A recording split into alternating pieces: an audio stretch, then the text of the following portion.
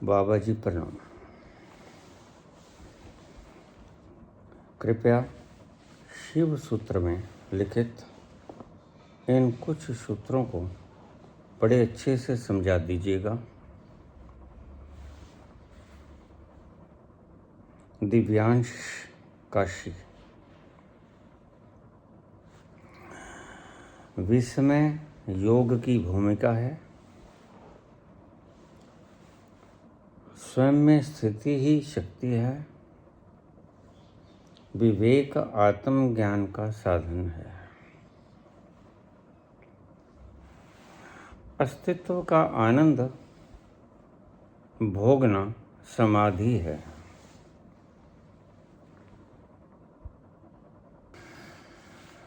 समाधि तक पहुंचने का, महा आनंद तक पहुंचने का अद्भुत और सरल सूत्र है।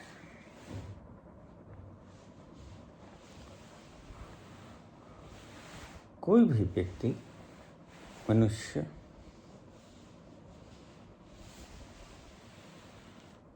जो आनंद को पाना चाहता है, एक छोटे से सरल सूत्र के जरिए उसे आनंद उपलब्ध हो जाएगा।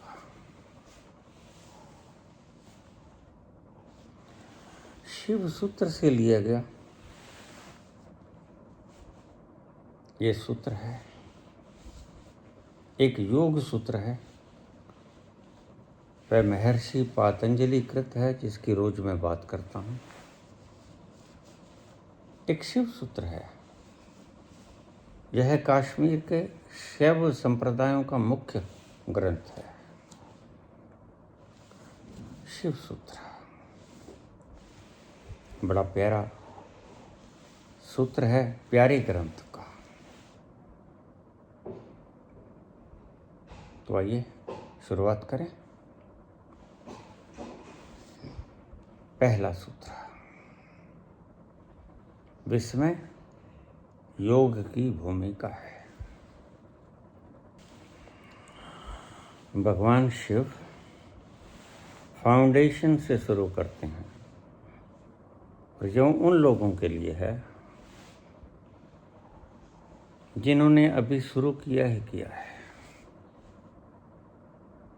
इनका मुख अक्सर संसार से मुड़कर उस महा आनंद की तरफ आकर्षित हो गया है।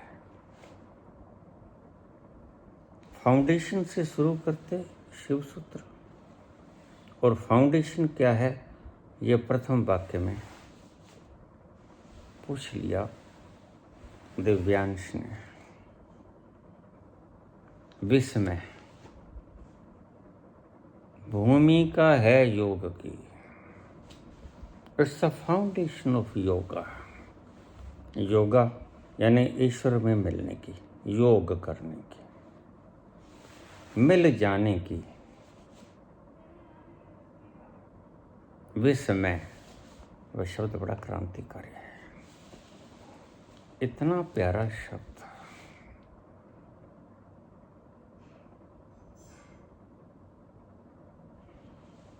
कि यह महा आनंद में ले जाने में प्रथम सीढ़ी का काम करता है।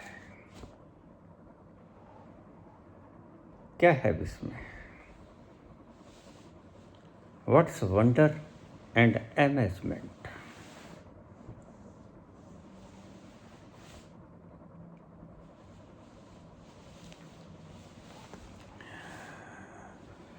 एक बारगी इसे मेरे ही जीवन से उठा लें,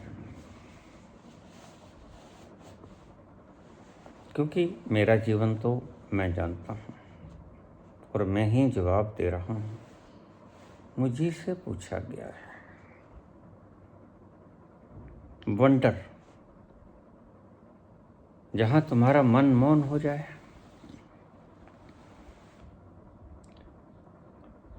आश्चर्य, जहाँ तुम सहम जाओ, ऐसे सहम जाओ, उस आश्चर्य से सहम जाओ। ये प्रथम फाउंडेशन है। और शिव बड़े सुसज्जित ढंग से आपको बता रहे हैं पहली सीढ़ी। शिव कहते हैं कि भूमिका के बिना नहीं मिलेगा।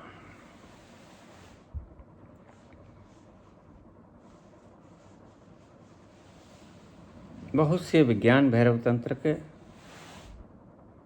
रास्तों में से एक रास्ता ये भी है, लेकिन इसका मतलब ये नहीं कि यही एक रास्ता है।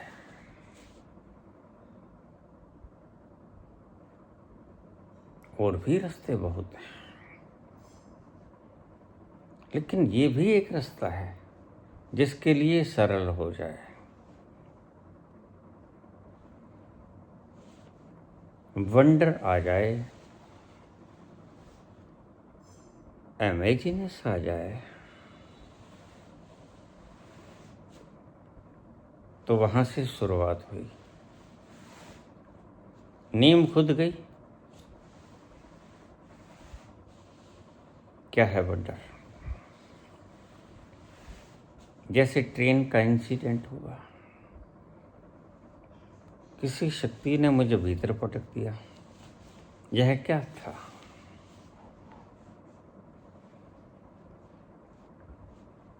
इससे कुछ समझाता है?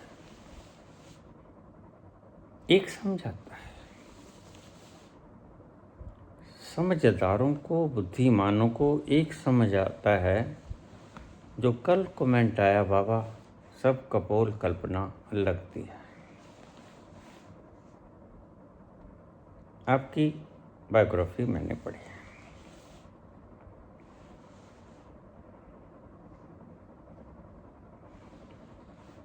लग सकती है बिला शक।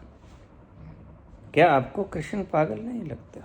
आप अपने आप को शरीर मानते का जानते ही हो।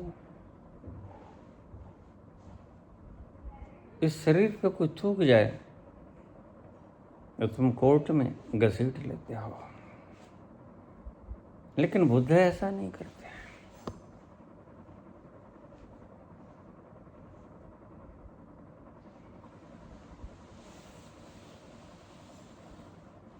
क्योंकि तुमने पक्का जान लिया है कि तुम शरीर हो।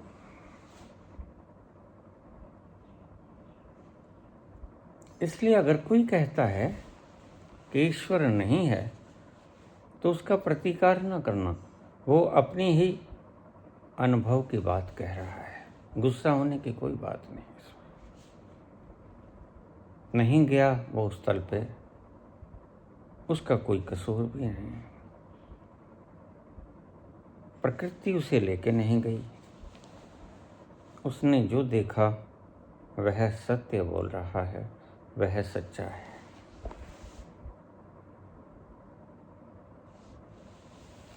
लेकिन इसका मतलब नहीं कि वो वास्तव में सच्चा है। नहीं, इसका मतलब ये है कि वह अपने व्याख्यानों को, अनुभवों को बताने में सच्चा है। उसे ये अनुभव हुआ नहीं कि इस सृजना के पार, जो सृजना दिख रही है, उसके पार कोई अदृश्य सृजना भी है। बस इतना ही मतलब है। तो कहा है विस्तार से समझा दीजिए। चले विस्तार से समझ लें।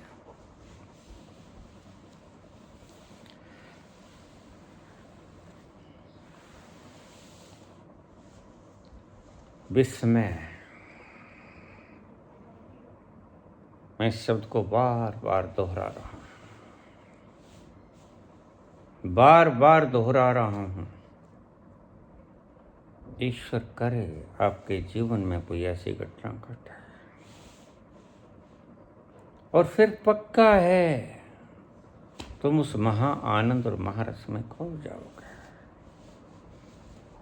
कोई नहीं रोक सकता तुम्हें, तुम खुद भी नहीं रोक सकते, ये ध्यान रख लेना। कहाँ रोक सका मैं खुद को? तुम उस अनुभव के आगे शक्तिहीन महसूस करते हो। अब नास्तिक कहेगा ये तो होता ही नहीं, तो मैंने पहले ही जवाब दे दिया। इनकी फिक्र छोड़ो, इनको हुआ ही नहीं तो ये होता ही नहीं।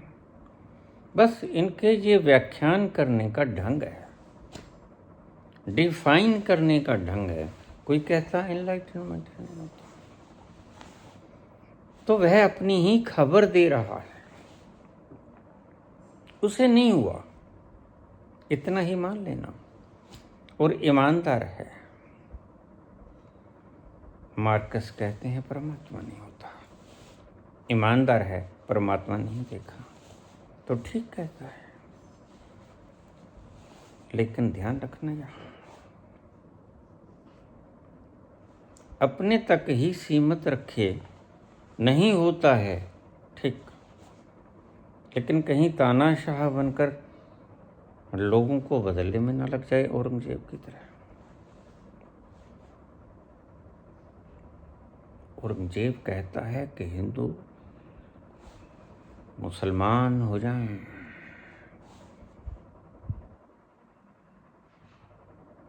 धर्म बदलने या शीश कटाने को तैयार है।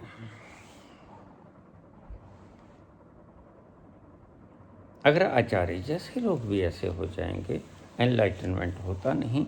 इसीलिए एनलाइटनमेंट तक जाने की सब प्रक्रियाएं करना अपराध है।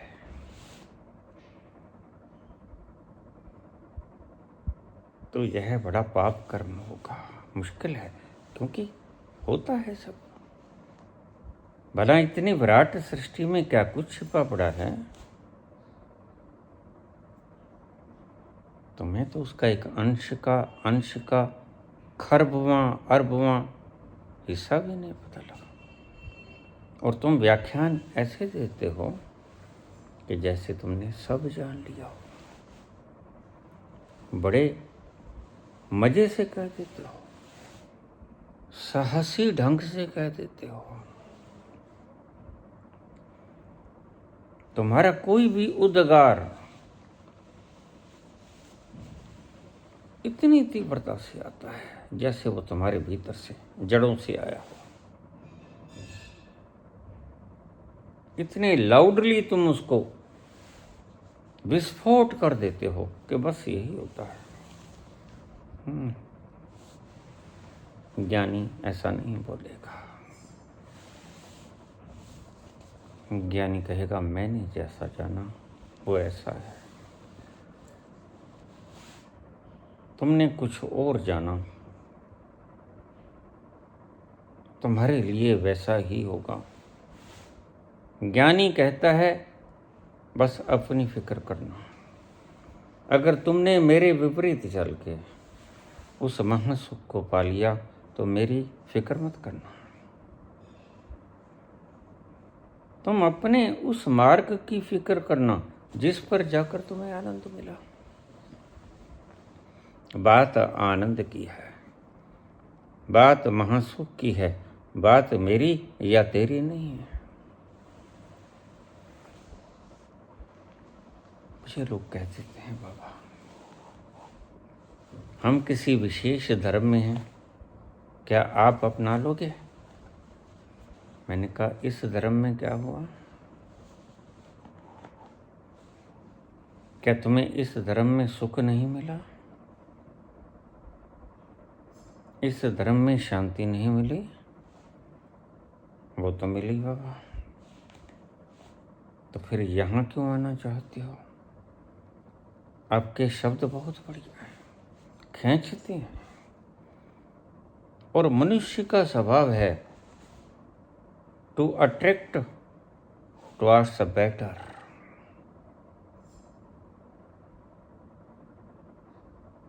ज्यादा मन भावनी चीजों की तरफ खींचे जाना।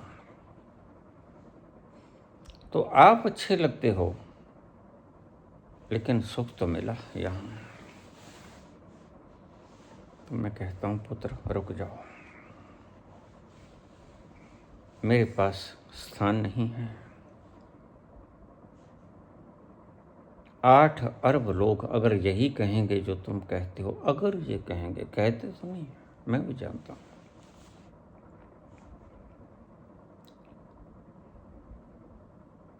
तो मैं किस किस को दिशा दूंगा? और यहीं के सभी धर्मों के लोग कहें कि हम बाबा आपके पास आना चाहते हैं,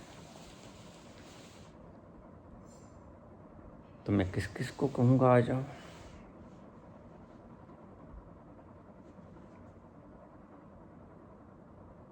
यहां तो अपनी मस्ती का सरूर ही नहीं उतरता। चाहता हुआ भी मैं बाहर नहीं आ सकता। वह अपनी गिरफ्त को जब छोड़ता है, ये बातें तुम्हें थोड़ी सी अटपटी लगेंगी, ये पागल है, और वैसे थोड़ा सा तो हूं भी।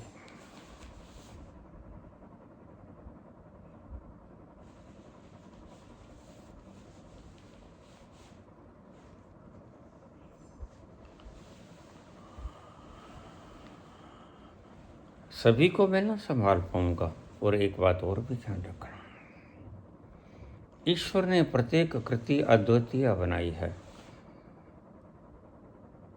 2 दिमाग यकसा नहीं होते, और मैं इसे अच्छी तरह जानता हूं। अगर 2 चीजें समान होंगी तो वह बहुत ही एक्यूरेट मशीन से बनाई गई होंगी। परमात्मा की सृष्टि मशीन में नहीं बनाई जाती, वह तो पूर्ण व्यवस्था से बनाई जाती है, और उसमें फर्क रहता है। परमात्मा खुद ही भेदभाव कर देता है। जिस भेदभाव के खिलाफ तुम आवाजें उठाते हो, वह भेदभाव वो खुद ही कर देता है। क्यों? उसका स्वभाव है, यह तुम्हारी कर्मों का फल है, अलग अलग।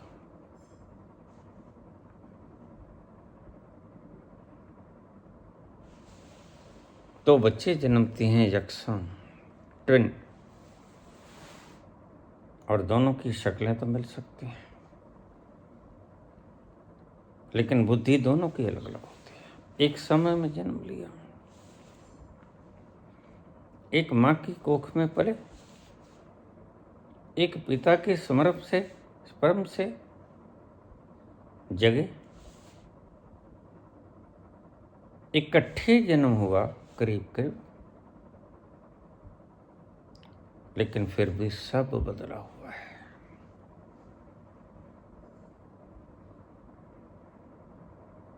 पहली बात तो आज की ये समझ लेना, किसी एक रास्ते से प्रत्येक व्यक्ति संसार का नहीं महा आनंद को पा सकता। जो कहता है कि बस एक रास्ते से मिल जाएगा, मेरी दृष्टि में वह महामूर्ख है, ज्ञानी।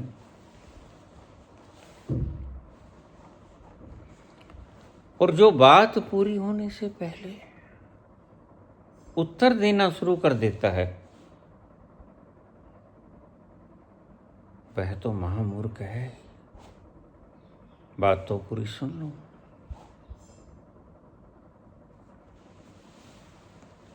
विस्मय, वंडर, तो मैं जा रहा, ना आस्तिक ना नास्तिक, न जप किया, न ध्यान किया, न पूजा, न प्रतिष्ठा, न अनुष्ठान, कुछ नहीं किया।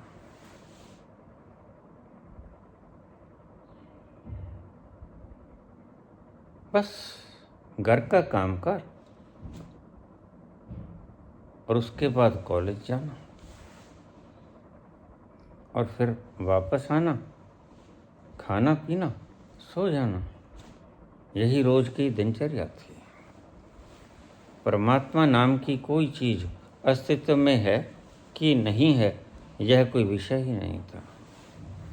और संयोग की बात, उस दिन जो चर्चा हुई सब्जेक्ट था साइंस एंड गॉड, उस दिन ही, इसे संयोग भी कह सकते हैं।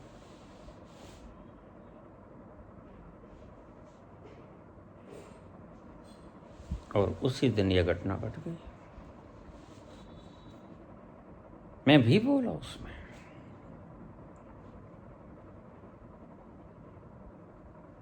वहां से शुरू हुआ विस्मय से मैंने अपनी बायोग्राफी फिर उगाड़ी,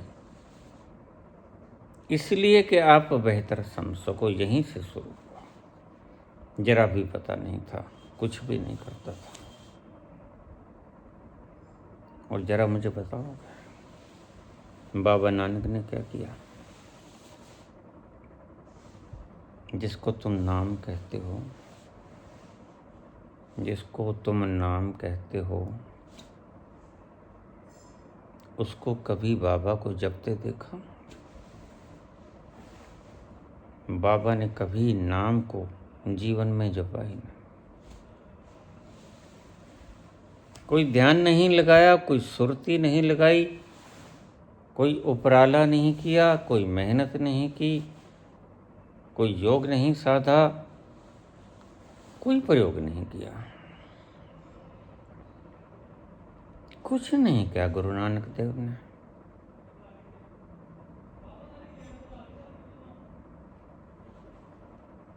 अगर कोई कहे कि उन्होंने किया तो मुझे जरूर बता देना।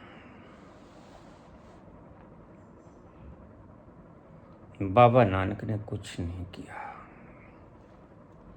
मस्ती में रहे, आराम से घर आए, खाना खाया, चले गए। जो किसी ने कुछ कहा सुन लिया, और वो तो थोड़ा कम बोलते थे, काफी कम बोलते थे। कभी किसी ने नाम जपते देखा बाबा को? अगर कहीं आपके शास्त्रों में ये उल्लेख मिल जाए तो वह झूठ है। बाबा ने कभी कुछ नहीं किया। ना शब्द उच्चारण, ना योग, ना कोई आसन, ना प्राणायाम, कुछ नहीं किया। और कुछ पता भी नहीं था।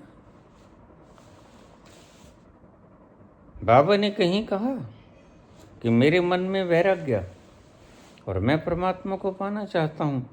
कभी कहा वो? नहीं कहा। भीतर से उमड़ा सब कुछ, सहज आया और सहज आता ही चला गया। उनके ख्याल आए तो आते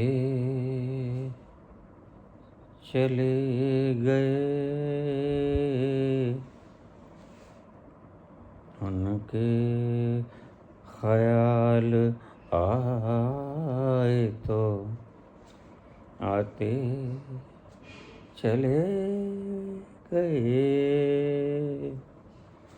दीवाना जिंदगी को बनाते चले गए, उनके ख्याल आए तो ख्याल आते ही चले गए, आते चले गए। उन्होंने किया कुछ नहीं, ना विचार किया, ना शास्त्रार्थ किया, कुछ नहीं किया। अचानक मोदी खाने में बैठे, अनाज तोल रहे थे। इतनी गिनती तो आती ही थी, 1 2 3 12 13 13 13 अटक गए और 13 ही हो गया सब। लोग देखें, ग्राहक भी देखे कि 13 से आगे भी तो होता है, होता है। लेकिन उनके लिए 13 तक ही गिनती होती है, उनके आगे तो मेरा होता है। बस बाबा नानक के तो 13 ही होता है, उससे आगे जो भी कुछ होता है मेरा होता है। अजीब सी कहानी है नानक की, बड़ी प्यारी है।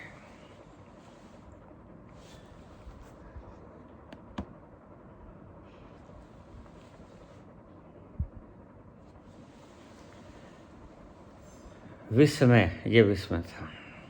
क्या हुआ?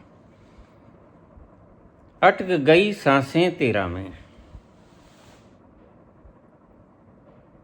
ठहर गया मन, ठहर गई फिजाएं, ठहर गई हवाएं, सारा अस्तित्व रुक गया, 13 में रुक गया। 13 13 13 13, सब तरफ गूंजने लगा 13 13। और ये 13 13 उनको सचखंड तक ले गया। ग्राहक हैरान,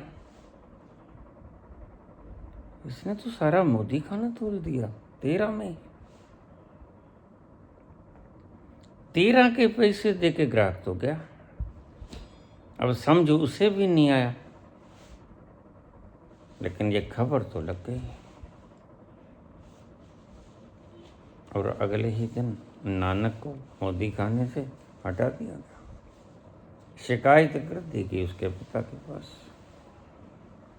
कालू राम मेहता, कि आपके पुत्र ने ये किया। तो पिता ने कहा, किया होगा भाई, जो हर्जाना मेरे से ले लो।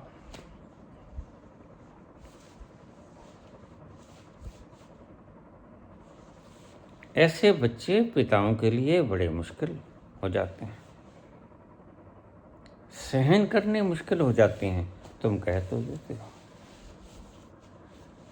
हमारे घर भगत सिंह जन्मे, ऊधम सिंह जन्मे, या दाता या सूर, जननी जने तो भक्त जने, या दाता या सूर, नहीं तो जननी वांझर है, काहे गवावे नूर।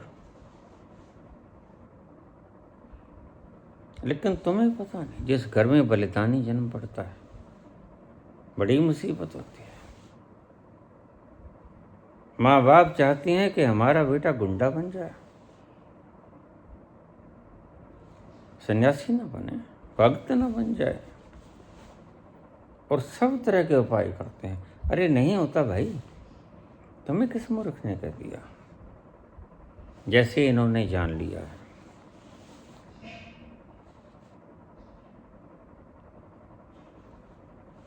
पूरा उपाय करते हैं कि कहीं ये संत ना हो जाए, सन्यासी ना हो जाए, दुष्ट बन जाए, अपराधी बन जाए, स्मगलर बन जाए, उग्रवादी बन जाए, टेररिस्ट, वह मंजूर है। ये मंजूर नहीं है कि कोई व्यक्ति साधु हो जाए, संत हो जाए। नाक मुंह सड़ा लेते हैं माँ बाप, और ये तो क्या बन गया।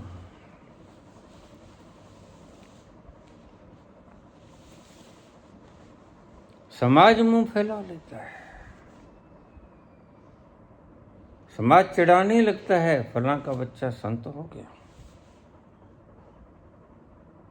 यह एक निंदा की तरह बताते हैं लोग कि देखो उसके कर्म फूटे, संत हो गया।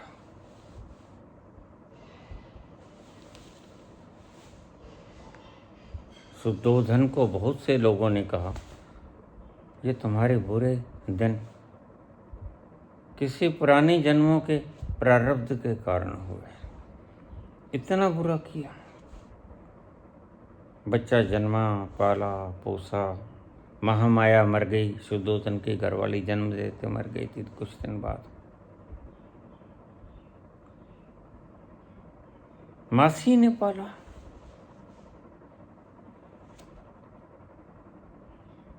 शादी की, पुत्र हुआ तो सुदोधन शांत हुआ। हाँ, चलो अब ये बंदा बन जाएगा, यानी उससे पहले बंदा नहीं था। मैं यहाँ श्री राम जी का किरदार निभाता था और मेरी बुआ हर साल मुझे देखने के लिए आती थी। अच्छा लगता था, उससे आगे आगे बैठ जाती। दिखता कम था लेकिन सुनाई पड़ता था। वो सारी रामलीला देख के फिर जाते हैं। तो मैंने एक बार बुआ से कहा, बुआ और रुक जाओ थोड़ी सी। कहती नहीं नहीं, हरियाणा की थी, हम भी हरियाणा के हैं।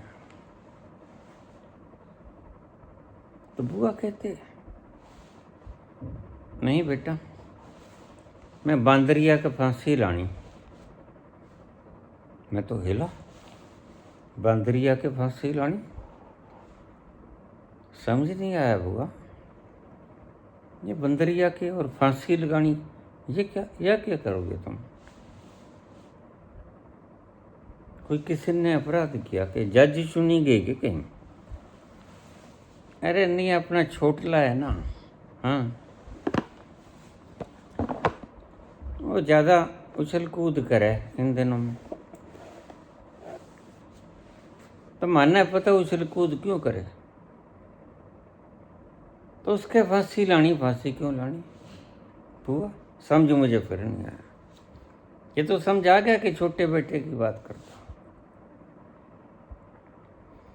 लेकिन ये समझ नहीं आया कि फांसी क्यों लगानी, उसने क्या अपराध कर दिया। कहते बेटे हाँ फांसी लगानी, शादी करनी इसकी, बांध दूंगी इसको, जकड़ दूंगी, फिर बेटा को नहीं बाज सके। कहते जाएगा बाप के।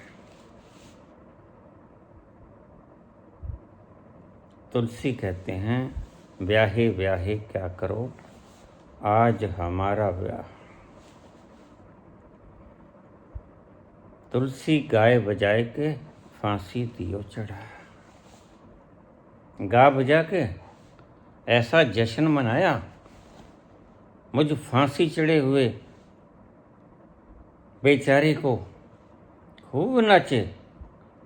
भला फांसी ऐसे भी होती है, तुम्हें पता नहीं चलता कि तुम फांसी चढ़ने जा रहे हो। अब देखो रो रहे ये बेचारे, इसी दर्द के मारे सुसाइड कर गए।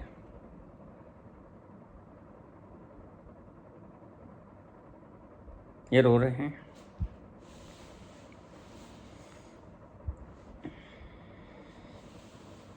तुलसी गाय बजा के बड़ी गहरी बात करते हैं। गा बजाकर, शहनाई बजाकर, सुंदर सुंदर शब्द देके, pre wedding ceremony, post wedding ceremony, राजकुमार की तरह बैठा देते हैं। एक दिन ले बेटा खा ले जो कुछ खाना है।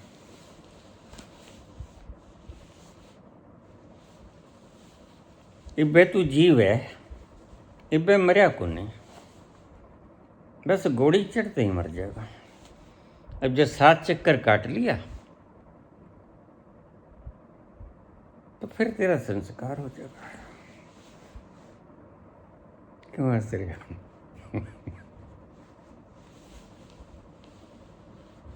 भाग्यशाली होते हैं वो लोग जिन्हें कबीर जैसी पत्नी लोई मिल जाती है। बड़ी बॉन्डिंग है, शानदार बॉन्डिंग है। और क्या है इसका तरीका? ये पूछ सूक्ष्म वाले पूछते हैं तो मैं बताता हूँ आपको, आपका हल हो जाता है। बड़े दुखी लोग खड़े हैं बेचारे, और तरह तरह के दुख हैं और इसलिए मुझे सुनने आते हैं। तो इसका हल क्या है? जो तुमको हो पसंद वही बात कहेंगे, जो तुमको हो पसंद वही बात कहेंगे। तुम दिन को अगर रात कहो रात कहेंगे, जो तुमको हो पसंद वही बात कहेंगे। ये सूत्र दे दिया मैंने आपको।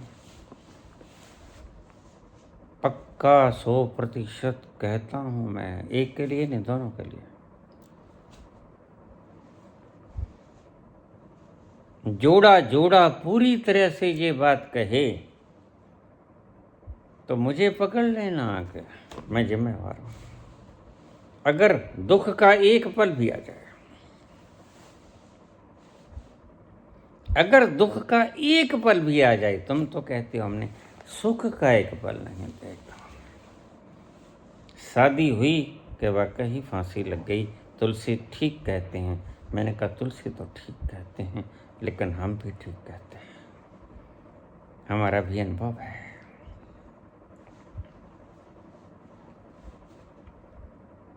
एक थोड़ी सी बात बता दो, ये प्रसंग से बाहर नहीं है, ये सभी उस समाधि तक पहुंचने के रास्ते हैं। गलती मत खा जाना,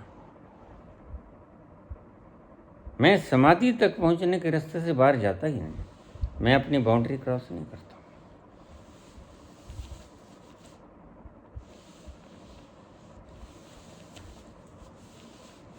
अगर लव मैरिज हो, देखो वहाँ तो चलेगा, 2 साल लड़की बड़ी है कि 2 साल लड़का बड़ा है, कोई बात नहीं, प्रेम है। और प्रेम तो बहुत बड़ी एरेलाडाइट फेविकोल से भी बड़ी है, चिपका ही रखती है आपको। अगर प्रेम है तो सब चलेगा, सभी जायज है प्रेम और युद्ध में। अगर प्रेम है, लव मैरिज है, तो उम्र का फर्क है, कोई बात नहीं। और प्रेमी दाज दहेज नहीं मांगता, और प्रेमी दाज दहेज के लिए बाद में भी परेशान नहीं करता। बड़ी आसानी से गुजर जाती है जिंदगानी, बड़ी आसानी से गुजर जाती है जिंदगानी। इन शब्दों को भीतर हृदय में उतार लेना। प्रत्येक घर आज दुखी है इन बातों से।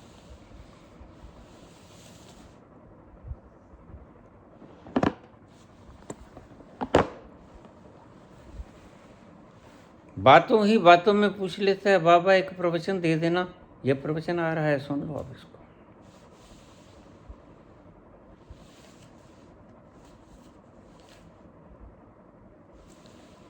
हर घर में आजकल है, सामाजिक व्यवस्थाएं बदली जा सकती हैं, बदली जा रही हैं, लेकिन प्रेम का तो फिर भी संचार नहीं होता। लोई और कबीर जैसा प्रेम तो होता ही नहीं।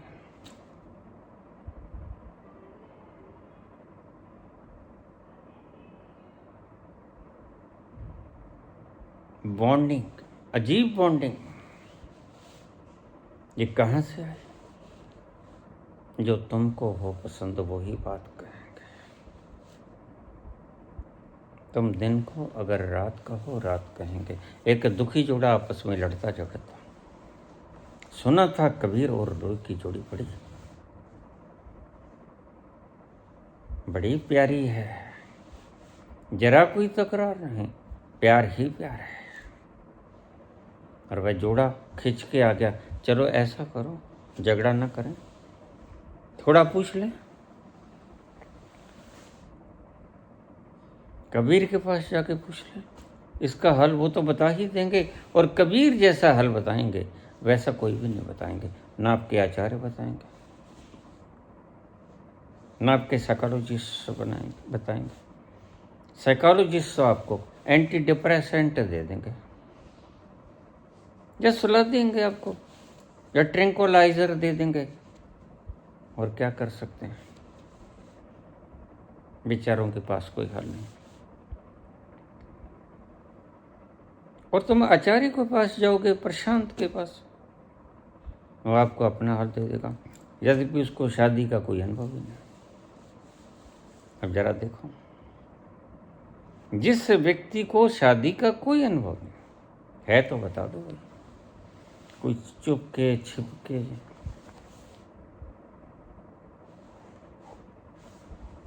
अनुभव है तो बता दो।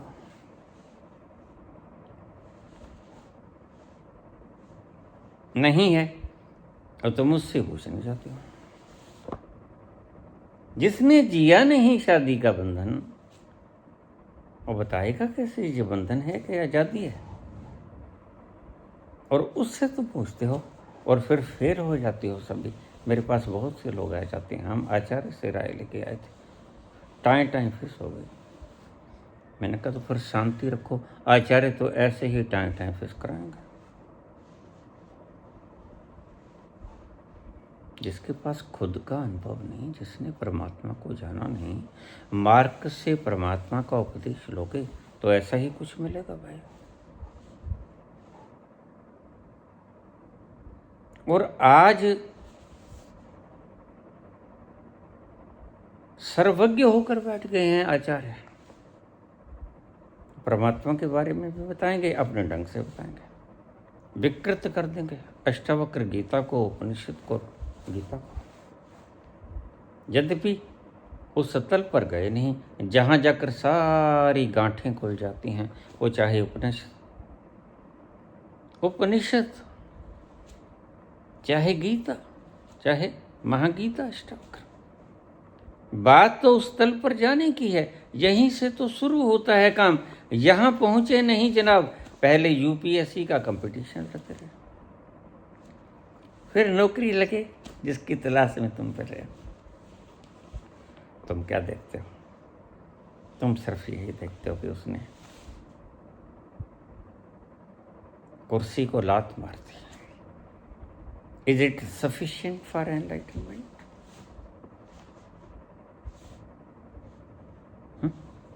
है? नहीं। तो अगर ये कहें कि एनलाइटनमेंट नहीं होता तो बेचारे बेकसूर है। इसलिए मैं इन लोगों को सत्यवादी कहता हूँ। इनको इनाम मिलना चाहिए, सत्यवादी हरिश्चंद्र की तरह। इतने सच्चे, इतने सियाने, इतने समझदार, झूठ नहीं बोलते, गुमराह नहीं करते, लेकिन ये गुमराह ही है। जिस तल पे तुम गए नहीं, कृष्ण गए, जिस तल पे तुम गए नहीं, अष्टावक्र गए, जिस तल पर तुम गए नहीं, उपनिषद के ऋषि गए, उस तल को तुम व्याख्यात कर रहे हो बिना उस तल पर जाए, तो ये गुमराह नहीं है क्या? बताओ, है? नहीं है? हाँ है, कहते हैं।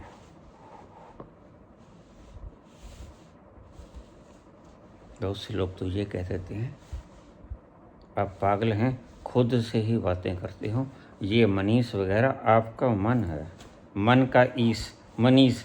देखिए इन शब्दों का भी अर्थ होना शुरू हो गया। मनीष का अर्थ मन का ईश।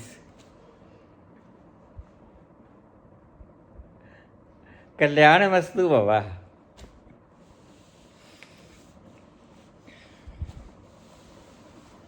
चले गए।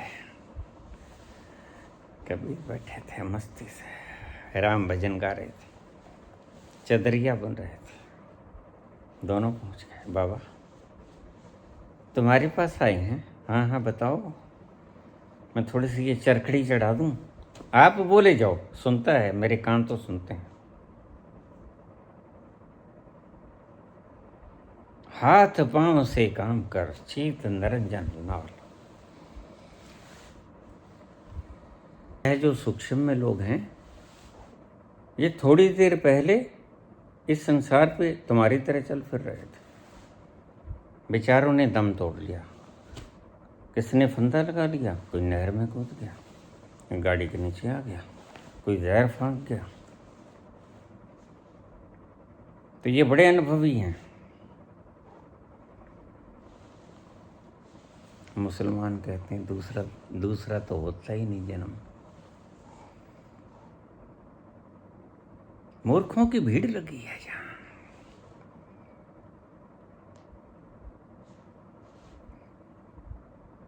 ये सिर्फ सिद्धांत इसलिए था कि बस यही जन्म होता है। इसका मतलब ये है कि हम जैसे कहें पेपर कल ही होना, देखो तैयारी कर लो, हम रात भर जागेंगे, बस यही था मतलब। यही जन्म होता है तो हम पूरा प्रयास करें, झुक जाएं, नमाज करें, नमन करें उस महाशक्ति के सामने, और नमन करने से वो मिल जाता है। अगर पूरा झुक जाए व्यक्ति तो फिर हजारों साल तप करने की आवश्यकता नहीं, झुकना ही सफिशिएंट है।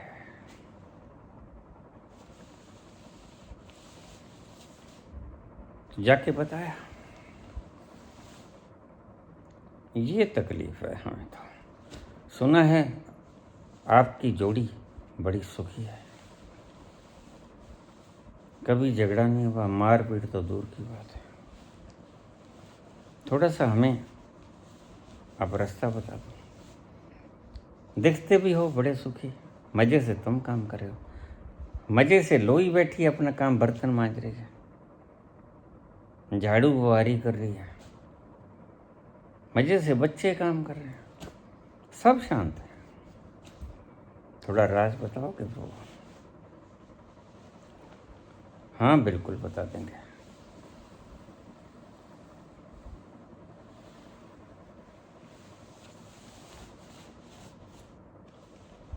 ऐसे करो, मेहमान आए हैं, लोई थोड़ा जलपान दे दो इनको, 2 गिलास में जलपान दे दो। सकोरे होते थे तब, सकोरे माटी के, वो कालखंड ही ऐसा था।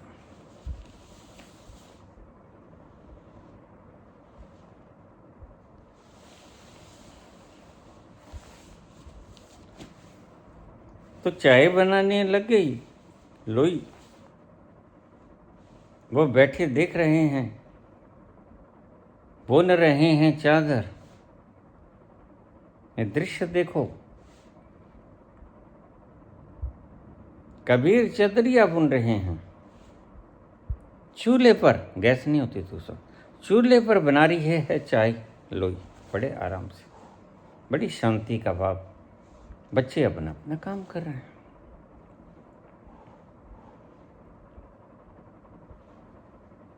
कोई सहायता कर रहा है कबीर की चदरिया बुनने में। कमाली लोई की सहायता कर रही है, बर्तन वगैरह, झाड़ा पोंछा।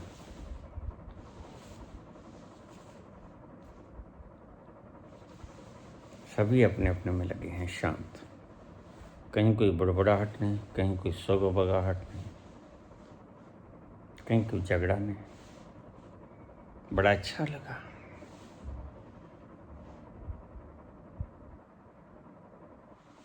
तो कबीर बोले, प्रभु आप आए तो थोड़ा पहले ही जलपान कर, फिर बातें हो जाएंगी। देखिए, अतिथि देवो भव, अतिथि देव के समान होता है, ईश्वर के समान होता है।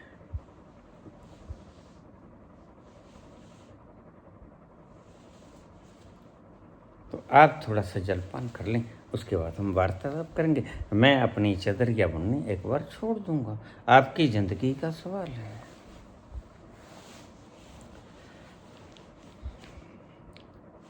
चाय बना के ले आई, कुल्हड़िया में डाल के दे दें। आपने तो शायद सकोरा देखा भी ना हो, लेकिन मैं तो सकोरे में दूध और चाय, पिताजी की दुकान थी हलवाई की, खूब दूध पिया करते थे, सकोरों में डाल डाल के। दही लेके जाते लोग इसमें, पहले खैया ही ये था, आजकल चाउमीन चुग्गा। कोई देखा गुलड़िया के अंदर संतरे का जूस ले जाता हुआ, अनार का जूस लगाता हुआ नहीं, प्लास्टिक की थैली जिसमें जहरीला हो जाता है पदार्थ, वो प्रयोग करते हो आप। वक्त चले गए।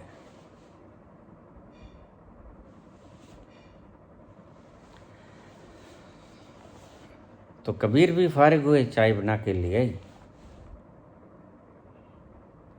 पीने लगे सब। घूंट भरी कबीर ने, घूंट भरी उन दोनों ने, कपल ने।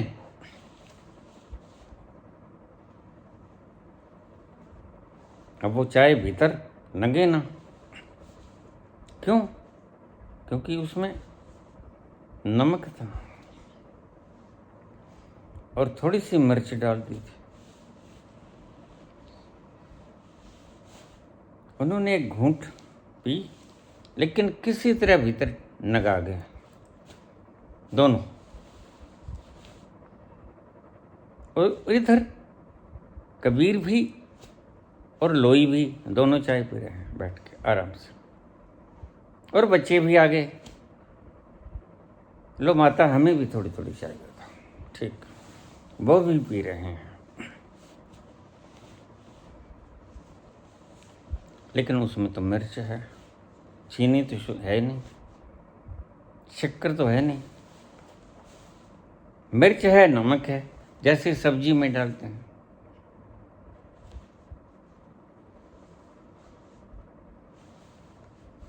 और चुस्की ले लेके पी रहे हैं बड़े प्रेम से। आहा, आज तो लोई वाह कमाल है, ऐसी चाय तो कभी नहीं बनाई, बहुत बढ़िया है।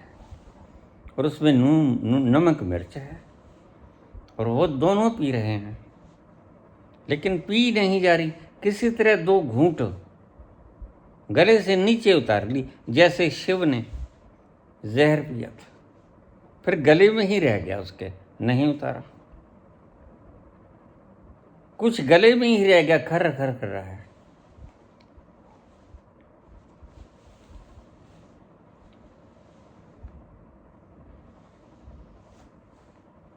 तो कबीर कहते हैं, क्या बात है लोई, आज तो बाकमाल है। उन दोनों ने इशारा किया एक दूसरे को, इशारा तो समझते हैं, चाहे कितनी ही झगड़ा हो, कि खिसकें। यह तो किसी ने बड़ा मजाक कर दिया, गलत स्थान पर भेज दिया, ये तो दोनों पागल हैं। बिल्कुल ठीक है तुम्हारी बात, पागल ही न देंगे।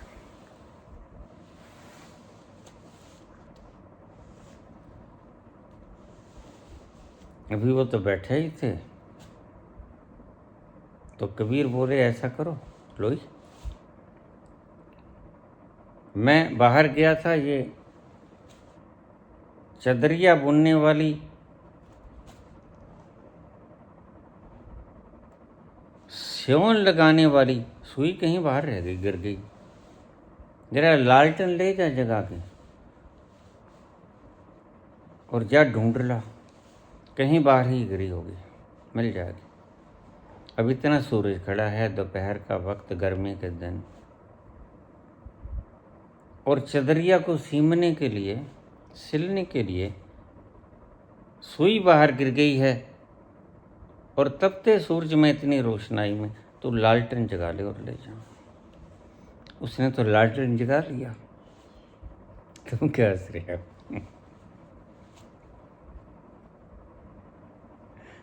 अगर इस फांसी से बच रहे हैं ना, तो यही उपाय है। तुम बचना तो सभी चाहते हो, करना कुछ नहीं चाहते, ऐसा नहीं होगा फिर भाई। और ये रोज नहीं, ये रोज नहीं होगा, ये तो बस परीक्षा ही होती है, घबराना भी मत। तो वो तो लालटेन जगाने लगी, वो खिसक लिया, देखा द्वार पे खड़े हैं। तो कबीर ने कहा भाई रुक जाओ, क्यों चले? और कबीर तो सारी चाय पी गए थे, क्या फर्क पड़ता है, सब्जी भी तो हम खा ही लेते हैं, तो सब्जी समझ के खा जाओ।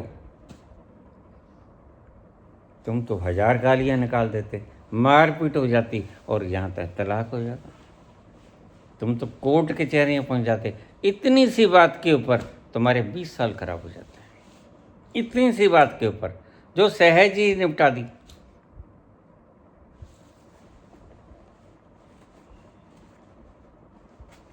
कहता बात सुनो, कहाँ जाते हो भाई?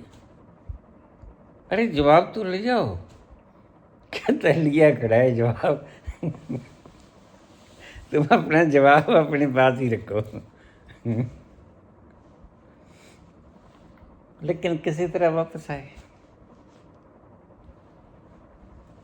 कबीर कहते देखो मुझे पता है, चाय में नमक था, चाय में मिर्च थी, लेकिन मैं कुछ बोला नहीं। लेकिन आप, अगर आपकी धर्मपत्नी ये काम कर देती तो निश्चित ही फिर आप हाई कोर्ट पहुंच गए होते। ये तो पागल है, कैसी हो आफत मोल ले ली, ये काम किया और देखो आगे पागल जज भी ऐसा ही होगा। वो कहेगा अच्छा तो जाओ फिर डाइवोर्स्ड, ऐसा काम कर दिया तो डाइवोर्स। ये कोई बेस है डाइवोर्स का? अरे भाई गलती से भी तो हो सकता है, सब्जी भी तो वही बनाती है, गलती से चाय में सब्जी का सामान डाल दिया होगा। पागलों की दुनिया में सभी पागल हैं, कुर्सियों पर बैठे हुए भी, और कुर्सियों से बाहर भी, जेलों से बाहर भी और जेलों के अंदर भी सभी पागल हैं।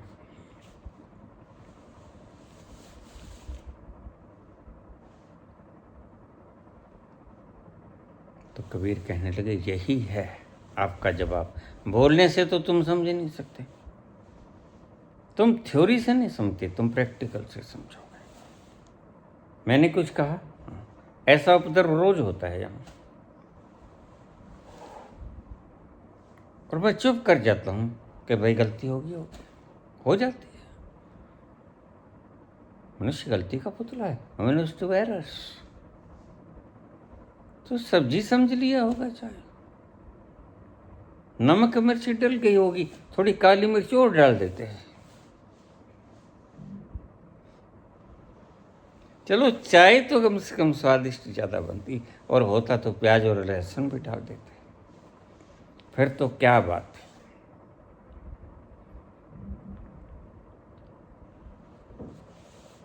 कहते यही है ढंग दाम्पत्य जीवन को निभाने का, जो तुमको हो पसंद वो ही बात कहेंगे।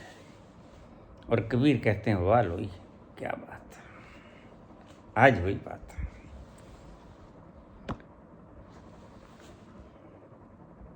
तुम लड़ते झगड़ते हो, ऐसी ही बातों पे लड़ते झगड़ते हो। बताओ, तुम्हारी सभी बातें करीब करीब ऐसी ही होती हैं। तुमने टेढ़ी आंख से देख लिया, ये भी कोई बात है? तुमने ऐसा क्यों बोला, मैंने कब बोला, जुबान ने बोल दिया। ऐसी ऐसी छोटी छोटी बातों पे तलाक हो जाती।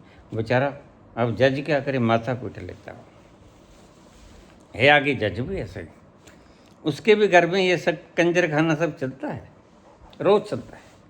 और इसी दुखी होने के बाद वे कहते हैं चलो 8 घंटे आराम से यहाँ तो बीतेंगे, और टिफिन वही बांध दो भाई, वहाँ खा लेंगे जहाँ ठीक नहीं है।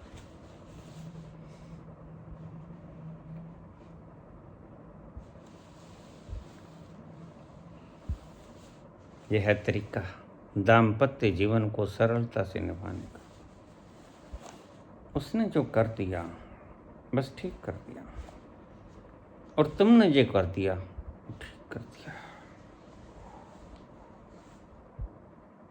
एक शब्द बड़ा प्यारा बनाया हमारे ऋषियों ने। क्या बनाया? भाग्य। अगर इसको गहरे से मान लिया जाए तो तुम्हारी शिकायत खत्म हो जाएगी। मैंने कल भी बोला था, शुक्राना बोला था कल, आज शिकायत बता देता हूं।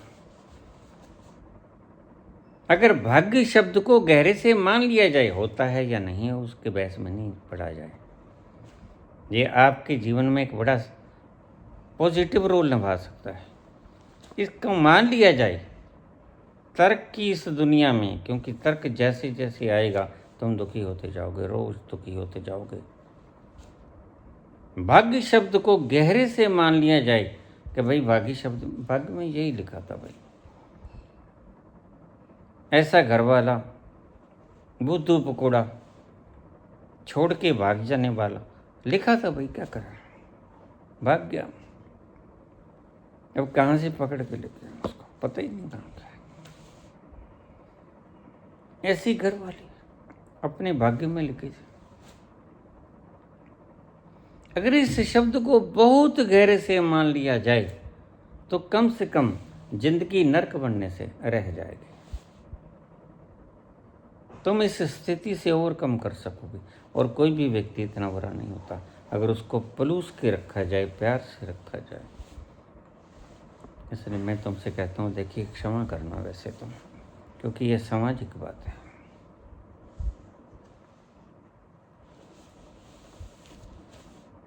मेरा अनुभव है,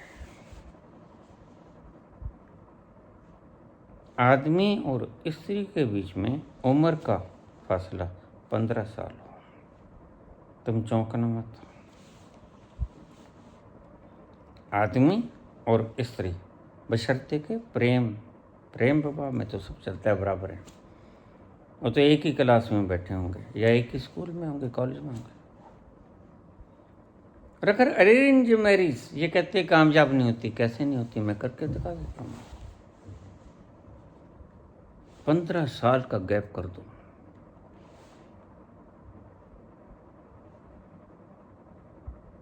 आदमी को जीवन बनाने दो।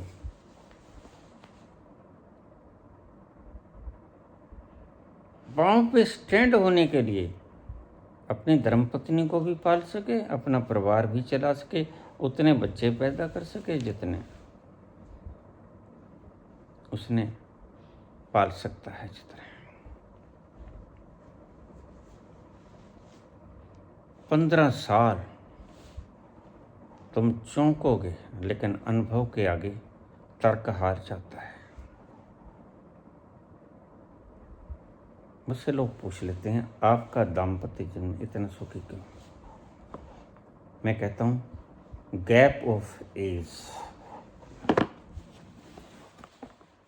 और वो चौंक जाते हैं, ये कोई मसला, ये तो किसी ऋषि ने नहीं बताया। मैंने कहा ये ऋषि बता रहा है, तुम फिर हंस रहे हो। देखो, ये अपने अपने तजर्बे हैं भाई। और तुम मेरी बातों पे हंसना मत। आज भी बहुत से हरियाणा में, हमारे हरियाणा में, यूपी में, हमारे राजस्थान में, गांवों में अक्सर ये प्रथा है कि 10-15 साल बड़ा होता है दूल्हा। क्या था मनोविज्ञान इसके भीतर? सबसे पहले तो लड़की मनोवैज्ञानिक रूप से सच सच होता है, ये काल्पनिक नहीं होता।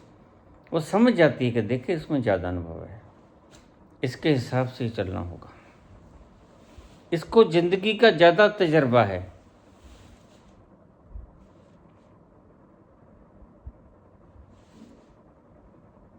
साइकोलॉजिकल बैठ जाता है उसके मन में।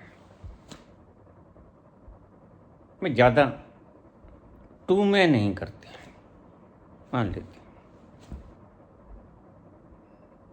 पढ़ा लिखा तो चाहे बराबर हो, कोई बात नहीं।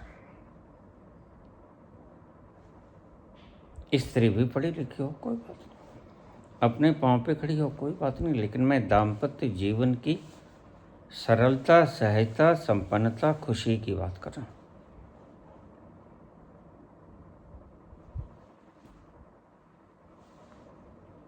तुम्हें पता है कबीर और लोई का कितना फर्क था? ये शायद किसी किताब में नहीं लिखा। 18 वर्ष का फर्क था कबीर और लोई का। और कितनी सहज गुजरी, कितनी सुरीली गुजरी। और ध्यान रखना, स्त्री 50 के बाद बूढ़ी हो जाती, 50 से पहले हो जाती। मर्द और घोड़ा,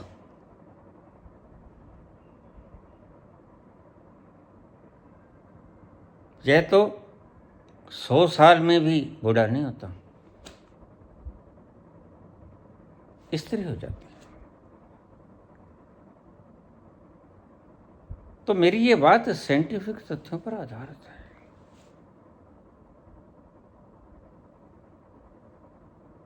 पुरुष का स्पर्म ज्यादा बली होगा अगर छोटी उम्र में उसने ब्रह्मचर्य साधा हो, तो quality of sperm will be better. अपरिपक्व उम्र के बजाय स्त्री के अंडाणु जिस उम्र में महाबली होंगे, और पुरुष का अंडाणु ज्यादा उम्र में जाके महाबली होता है, शुक्राणु। ये एक साइंटिफिक कारण भी है। दूसरा साइकोलॉजिकल कारण, झगड़ा नहीं होगा। और तुम जरा मान के देखना, अदालतें खाली हो जाएंगी। अदालतों में डाइवोर्स के केस नहीं जाएंगे।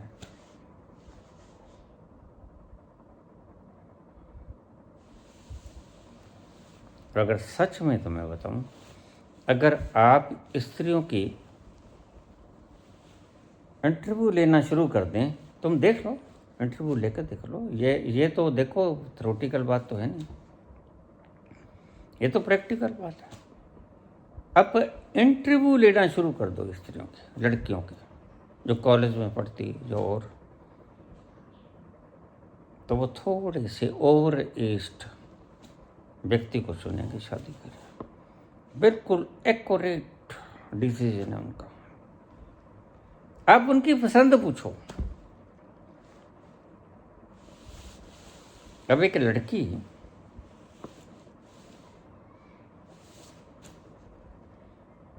एक क्लास में पढ़ रही है, उसे कोई सर पढ़ा रहा है, तो उसे ये समझो कि ये विकास देवी करती पढ़ा रहा है। विकास देवी करती मेरे ख्याल में 50 के आसपास होंगे शायद। जब वो पढ़ा रहे हैं तो जो बच्चे पढ़ रहे हैं वो तो 25 के आसपास होंगे।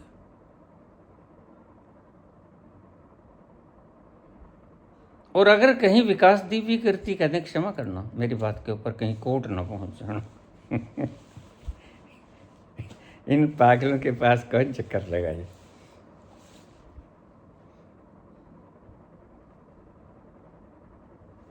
ये प्रपोज कर दें, I want to marry with you, तो लड़की कहेगी अहो भाग्य, मैं भी यही चाहती थी। भीतर से तो यही होता है, बस उन्हें पता है, ऑलरेडी शादीशुदा है। अरे भाई देखो, विकास देवी करती की घरवाली महसूस न करे इस बात को। मैं एक सत्य बता रहा हूं आपको, आपने खंगाला नहीं है कभी। थोड़ा बाजार में आओ, थोड़ा आपकी बैठी हुई इन पढ़ने वाली इन छात्राओं से इंटरव्यू लो, पता लगे। तुम ये तो कह नहीं सकते, जब वोट डालने का अधिकार है तो दूल्हा चुनने का भी अधिकार है। या मैच्योर तो हो ही चुकी हैं, बिल्कुल ये कहेंगे। हमें अपने बराबर के लड़की की बजाय ये फार बेटर लगता है।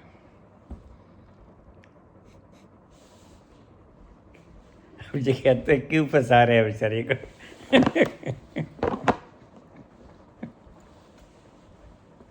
बड़ी मुश्किल से तो कहीं जॉब मिली है ऐसी नहीं नहीं, मैं नहीं किसी का फंसा। चलो हम आगे चलें। विश्व में योग की भूमिका है। ये पूछ रहे हो मुझसे, आपका कितना गैप है पति पत्नी का? 20 साल का गैप। कहीं थोड़ा भी उर फुर होते देखा आपने? कितनी बार आप पाए? बस यही है मुख्य कारण। आप जो जाते हो, आप मन के पीछे हो लेते हो। मन चंचल मन चोर, मन के मते न चालिए, पलक पलक मानो और। मन तो कहेगा, लेकिन अंतिम में आके बुद्धि निर्णय करेगी कि ये ठीक है। उम्र का कोई मतलब नहीं। वैसे भी पुरुष स्त्री से 20 साल ज़्यादा उसका रिप्रोडक्टिव सिस्टम काम करता है, स्त्री का नहीं करता। जब मैं समझाने लगता हूँ तो आपको हर पहलू में समझा जाता हूँ। ये मेरा दायित्व भी बनता है। किसी को बुरा भी लग सकता है, किसी को अच्छा भी लग सकता है, किसी को बहुत अच्छा भी लग सकता है, लेकिन मैं बात वो ही कर रहा हूँ, चाहे भीतर जाकर आनंद लेने की कर रहा हूँ, चाहे पारिवारिक शांति की बात कर रहा हूँ। बात मैं ओम शांति की ही कर रहा हूँ। देखो आप फिर हंस रहे हो। बात ओम शांति की ही हो रही है। ठीक ही मत किया करो बात। विश्व में योग की भूमिका है। Wonder, amazement. पहले विस्मय की हम डेफिनेशन समझ लें। विस्मय का डेफिनेशन क्या है? उत्तेजना रहित होकर जब हम चौंक जाते हैं, हतप्रभ रह जाते हैं, हैरान रह जाते हैं।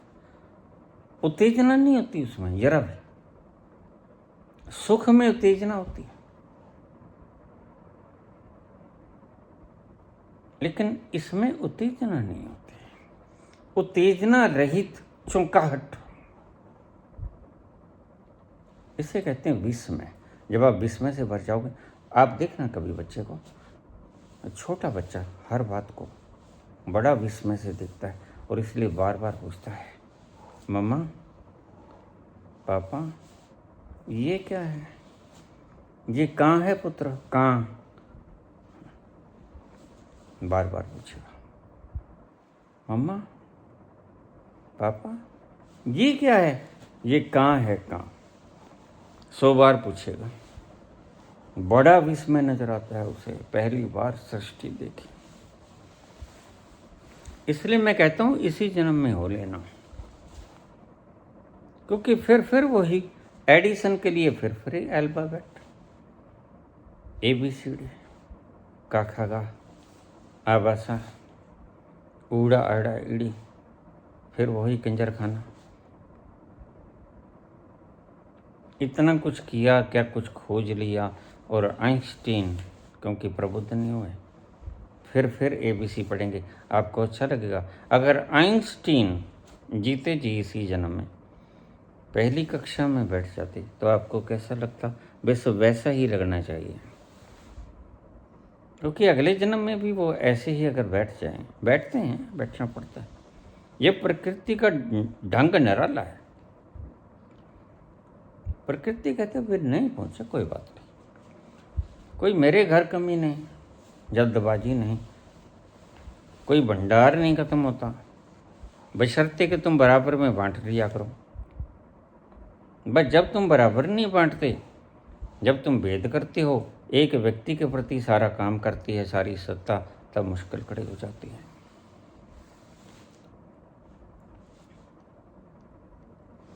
तो प्रकृति से विरुद्ध काम करते हो और ये पाप होता है। करोड़ों रूहों को तड़पा कर कुछ गिनती चुनती की रूहों को शांत कर देना बड़ा बहुत भारी पाप है। विश्व में उत्तेजना रहित चौंकाहट, तुम चौंक जाते हो।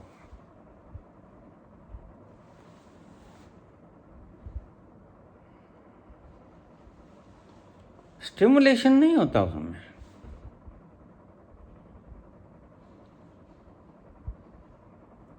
अमेजनेस होता है, अमेजमेंट होता है विदाउट स्टिमुलेशन।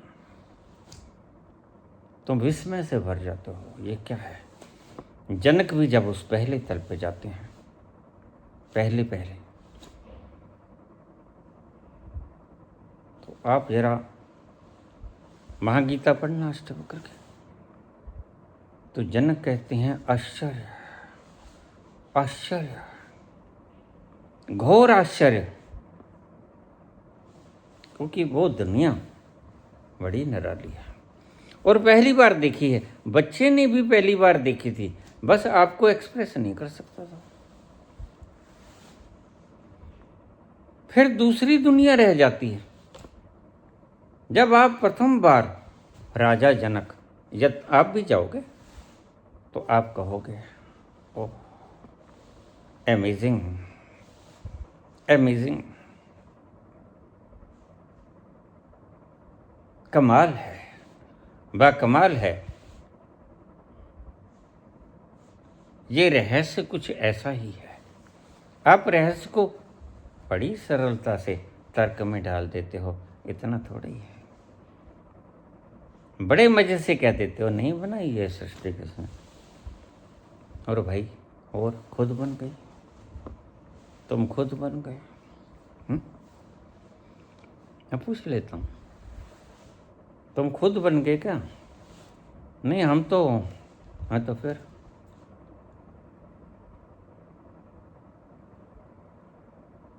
तो कहते फिर परमात्मा को किसने बनाया? मैं कह तू कुएं में पड़।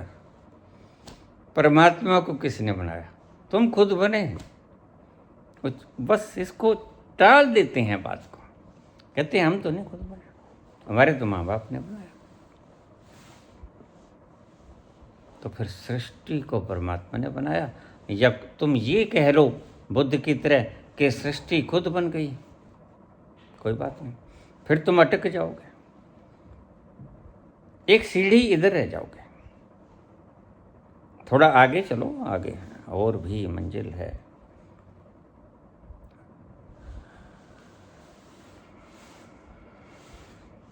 मंजिलें और भी हैं राहत की मंजिल के सिवा।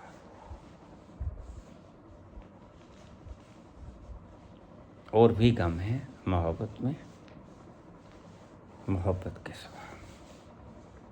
राहतें और भी हैं वसल की राहत के सिवा।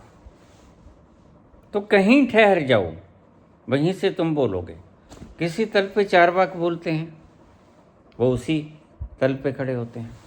किसी तल पर मार्कस बोलते हैं, वो उसी तल पर खड़े होते हैं। किसी तल पर तुम बोलते हो, अज्ञानी व्यक्ति बोलता है, तथाकथित पढ़ा हुआ बोलता है, लेकिन डिग्री से थोड़ा देखा जाता है कि ये ज्ञानी है या समझदार है। समझदार हो सकते हो तुम, लेकिन ज्ञानी होना कुछ विलक्षण बात है। विस्मय योग की भूमिका है। ये फाउंडेशन से शुरू करता है ये शिव सूत्र।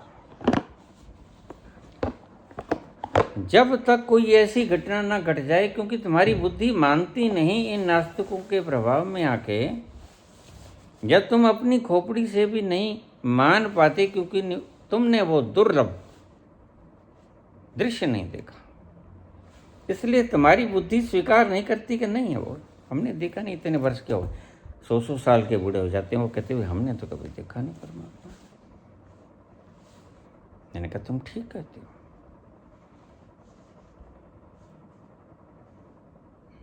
लेकिन ऐसे भी व्यक्ति हैं जो 35 साल की उम्र में, 34 साल की उम्र में परमात्मा को देख लेते हैं, या अपने आप को देख लेते हैं बुद्ध और महावीर।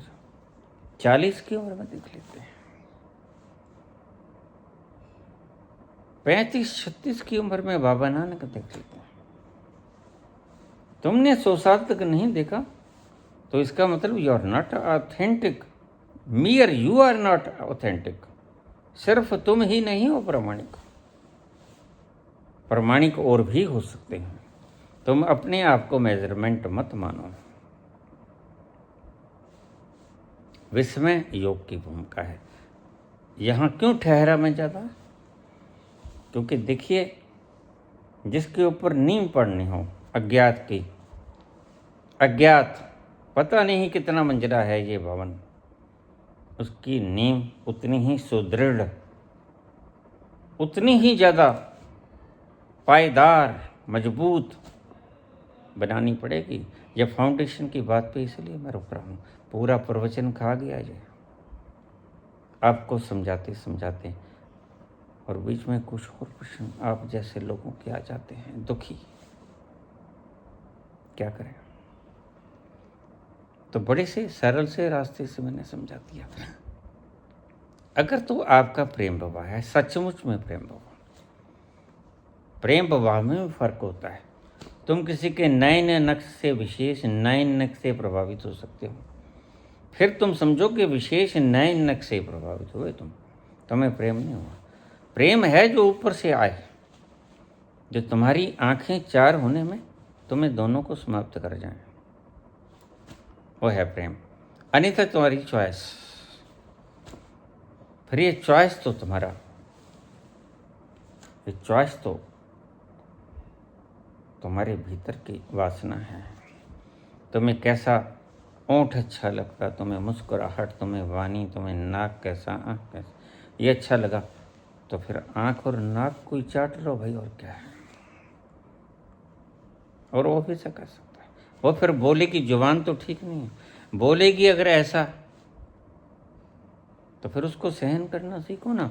नाक और आँख आपने देख लिया, तो आँख और नाक देख के तुम फिर शांत रहना भी तो सीखो। लेकिन नहीं, एक बुनियादी बात को समझ लेना,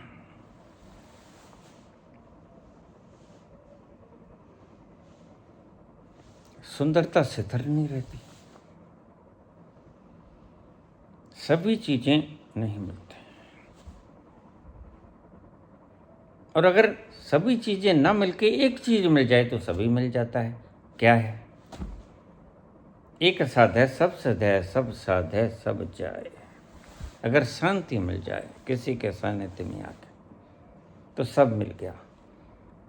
अगर अकेले नए नक्श चुनोगे, बातचीत का लहजा चुनोगे, या कुछ और स्त्रियां चुनेगी, उसकी वोकैबुलरी, उसकी समझ, उसके सर्टिफिकेट्स, उसका कद, उसका ओहदा, उसका धन संपत्ति, तो फिर भाई धन संपत्ति ही देख लो। फिर पूरी जन्म की सुख की कामना मत करना। एक चीज मिलेगी, हम सब तब मिलता है जब किसी के सानिध्य से सुख मिलता है, शांति मिलती है। इसलिए ओम शांति, इसको याद रखा करो सदा।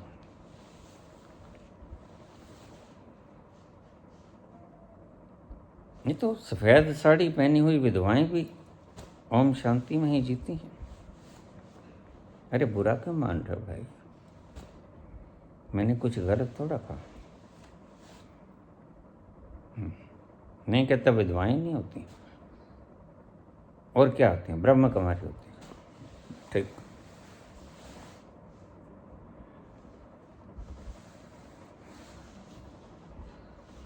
अरे मैं क्या बोलूँ, आगे नहीं बोलूँगा। विस्मय योग की भूमिका है। फाउंडेशन पे मैंने बड़ी देर लगा दी, तुम और सुनना चाहते हो? सुनना तो चाहते हो, लेकिन मैं बोलना नहीं ना चाहता। मुझे पता है बाकी बेकार हो जाएगा।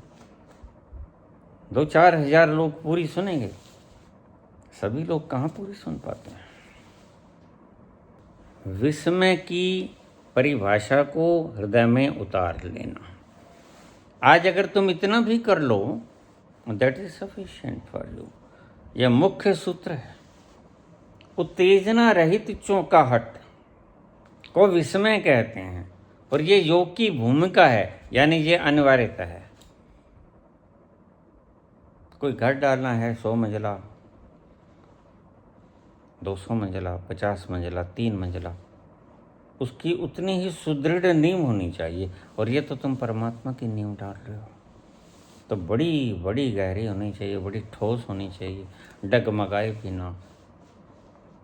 उस अकंप की, उस न कांपते हुए तत्व की तुम फाउंडेशन कर रहे हो। तो विस्मय योग की भूमिका है। भूमिका के ऊपर मैंने इतना इसीलिए बोला, यहाँ से शुरुआत होगी। ये जितनी गहरी और जितनी सुदृढ़ होगी उतना ही आगे हम अच्छा ठीक चल पाएंगे।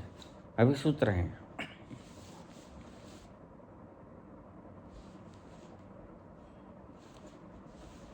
और क्या होता है विस्मय में? जब विस्मय आएगा तो एक लक्षण उसका, एक लक्षण क्या? मन ठहर जाएगा। और मैंने बहुत बार कहा अपने पिछले प्रवचनों में, करीब करीब हर प्रवचन में कहा, मन ठहरना आवश्यक है। विस्मय ऐसी चीज जहां जाके आपका मन ठहर जाता है। और सच पूछो तो यह विष है। अगर मन ठहर गया, you are nothing to do. उसके बाद तुम्हें कुछ नहीं करना। तुम अकर्म हुए, अकर्ता हुए बैठ जाओ आराम से, या काम करते रहो, कुछ भी काम करते हो, लेकिन तुम अकर्ता हो।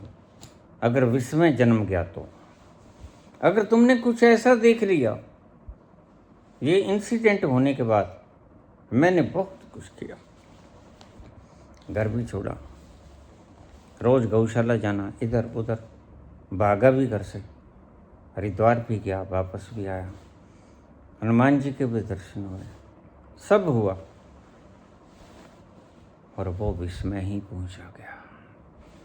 कौन है ये? कौन था? How it is possible? कैसे ये संभव है?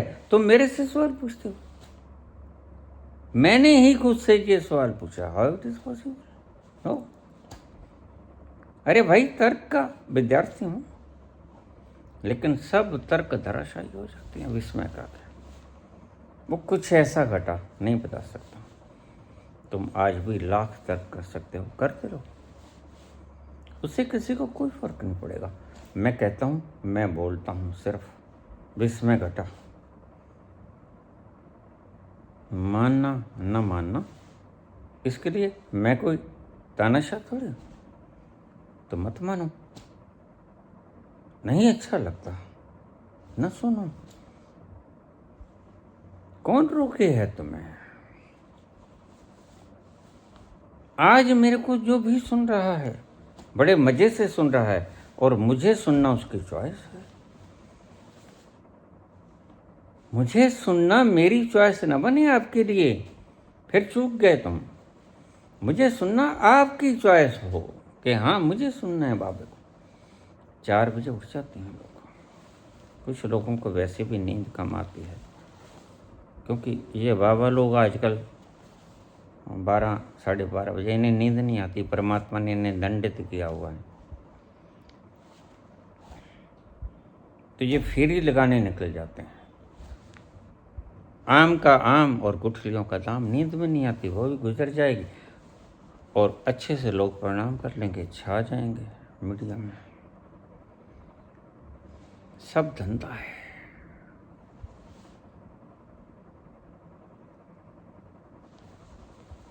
ऐसे पाखंडियों को मैंने बाबा से कहा, तुम दंड नहीं देते ऐसे लोगों को? बाबा थोड़ा सा गंभीर भी हो, ऐसे भी गंभीरता युक्त मिश्रित मुस्कुराहट के साथ वो बोले, गुर्दे तो मैंने फेल कर दिया, और मैं क्या करूं?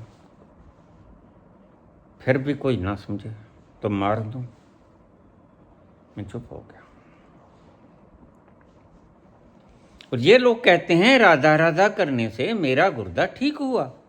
मैं कहता हूं, अच्छा पुत्र, तू 1 हफ्ते के लिए डायलिसिस करना रोक दे, तो पता लगेगा राधा में बल है या डायलिसिस में।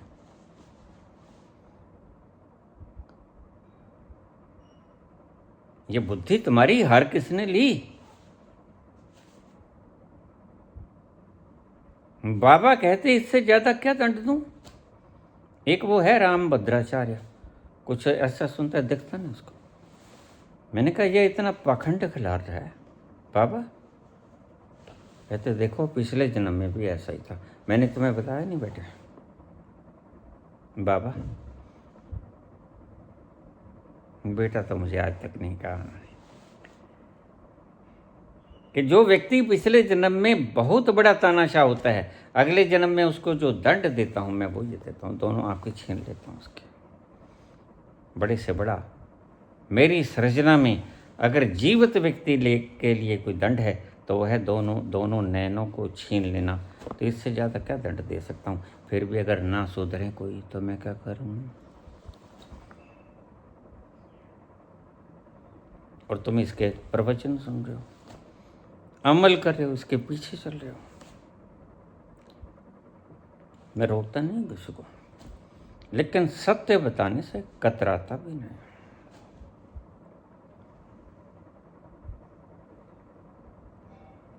घूमो भाई, खूब घूमो।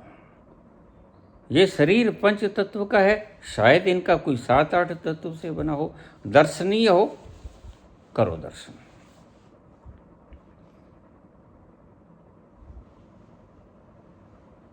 मनो इच्छा पूर्ण कर लेना ही उचित होता है। विस्मय योग की भूमिका है। विस्मय, वंडर, मेरे ख्याल में खुल के इस शब्द को भूल गया मैं। शिव सूत्र प्यारे ही पड़े हैं। यहां आकर ऐसी लो भिड़ती है शिव के नाम के ऊपर, तो खास तौर से मेरा प्रिय सब्जेक्ट है। कुछ प्रिय भी होते हैं, कुछ अप्रिय भी होते हैं। जैसे वात्सायन का काम सूत्र पढ़ा तो मैंने, वो भी है, लेकिन वो पढ़ा just for the sake of knowledge, लेकिन मेरा प्रिय नहीं हो। पढ़ा मैंने for the sake of knowledge, तो मैं बतला सकूं। क्योंकि किसी भी चीज को प्लस या माइनस से कहना हो, उसमें अपना स्वयं का अनुभव जरूर होना चाहिए। तुम कल को पूछ रहे तुम वात्सायन को पढ़े, तो मैं क्या कहूँ? हाँ बिल्कुल पढ़ा, बिल्कुल पढ़ा, इसलिए बोल पाया। ऐसे कंपैरिजन करना बड़ा मुश्किल हो जाता है। मुझे लोग कह देते हैं बाबा आप ये क्यों पढ़ रहे हो? मैंने कहा ये आवश्यक है, ये तुम्हें बताना भी तो है। इसको पढ़ के ही मैं फैसला करूंगा कि इसने क्या लिखा, ठीक है या नहीं ठीक। मेरी दृष्टि में तुम इसे मानो जरूरी नहीं, मेरा जो भी कहा है तुम इसे मानो, ये तुम्हारे लिए थोपना नहीं है। तुम चाहो तो नहीं मान सकते हो, तुम स्वतंत्र हो, और तुम्हारी स्वतंत्रता इतनी होनी चाहिए कि मुझको मानो तो मत ही, और मेरे से अगर इतना चिपकाहट हो जाए, इतना प्रेम हो जाए, कहीं देखना ऐसा ना हो कि मैं ही बाधा बन जाऊं। कई व्यक्तियों को इतने ही प्यारे लगते हैं मेरे वाक्य। राधे राधे श्याम मिला दे,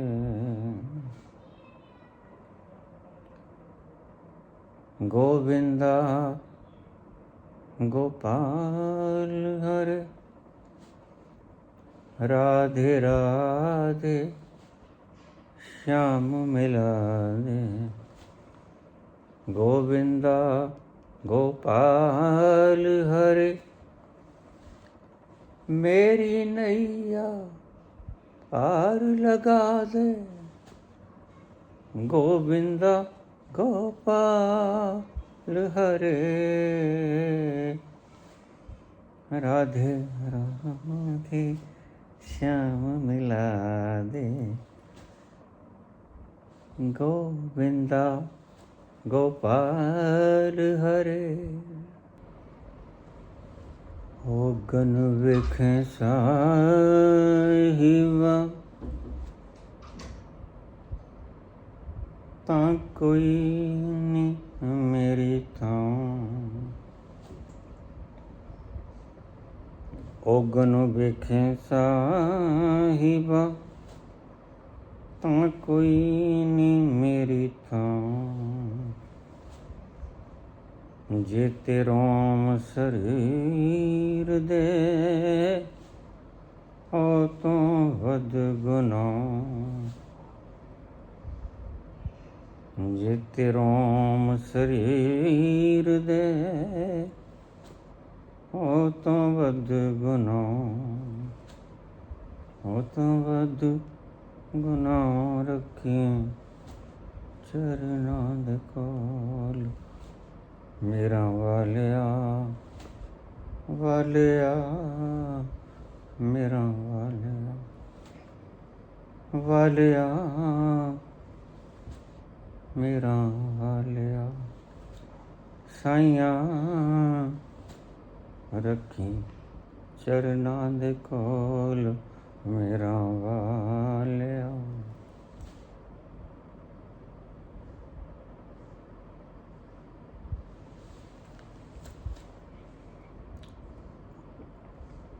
मेरी फरियाद तेरे दरगे, यह है फरियाद। अगे पिछे फेरी लामी मैनू छड़ के ना जामी, वेखी दूर ना जामी। यह है फरियाद कि अपने चरणों के पास रखना। मैं गुनाहगार हूँ, जे मेरे विच ऐब ना होंदे तू बख्शिंदा कैनू। किसको बख्शता अगर मेरे में ऐब ना होते। मेरी फरियाद तेरे दर ताईं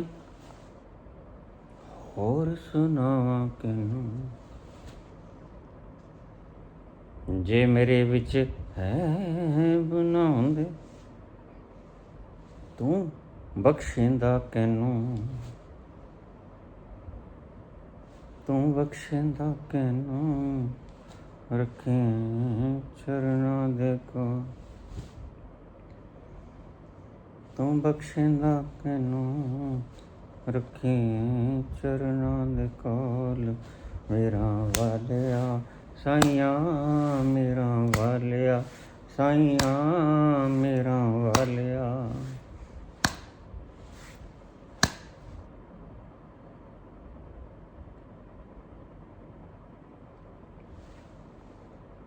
मेरी नैया पार लगा दे गोविंदा गो पार हरे। राधे राधे श्याम मिला दे गोविंदा गोपाल हरे। राधे राधे श्याम मिला दे गोविंदा गोपाल हरे।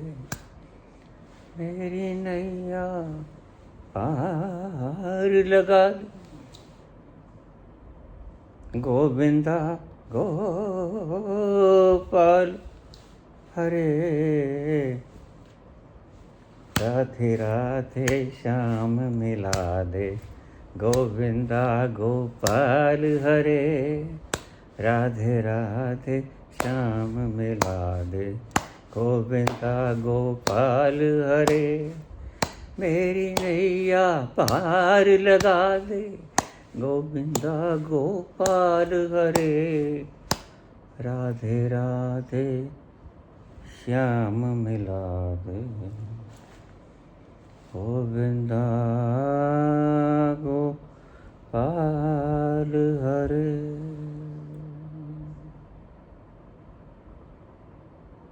हो